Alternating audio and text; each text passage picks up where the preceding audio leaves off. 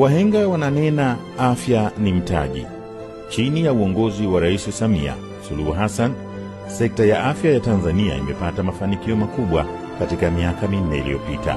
Mafanikio hayo ni pamoja na serikali kuongeza vifaa vya kisasa vya matibabu, ikiwa ni pamoja na mashine 13 za MRI, 45 za CT scan, 491 za digital x-ray na 970 za ultrasound, ambazo sasa zinapatikana hadi kwenye zahanati.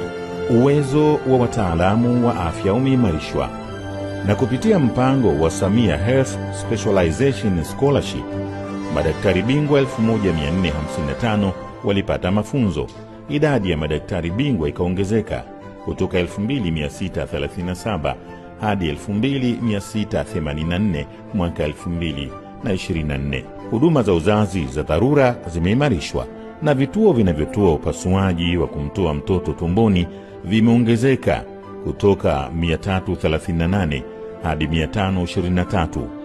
Mfumo wa mama unaotoa usafiri wa haraka kwa wajawazito umewafikia zaidi ya wanawake 105,780 nchini.